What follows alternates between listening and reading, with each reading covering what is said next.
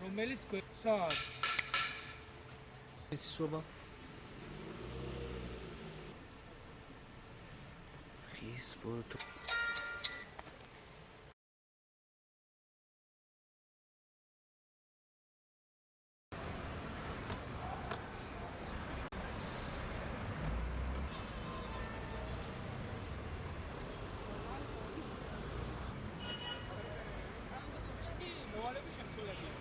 სულ შემოვიდა 402 განაცხადი ამ ვაკანსიებთან დაკავშირებით, თუმცა პირველი ეტაპი გაიარა, პირველი ეტაპის შედეგად მეორე ეტაპზე გადავიდა 56 კონკურსანტი. და შესაბამისად კონკურსანტები 2 დღის განმავლობაში გადიოდნენ მეორე ეტაპზე გასაუბრებას და საბოლოო შედეგები დღის ბოლოსათვის უკვე ჩვენთვის ცნობილი გახდა. აიტვირთა მონაცემები უმაღლეს საბჭოს ოფიციალურ ვებგვერდზე 10 ვაკანსია არის შევსებული.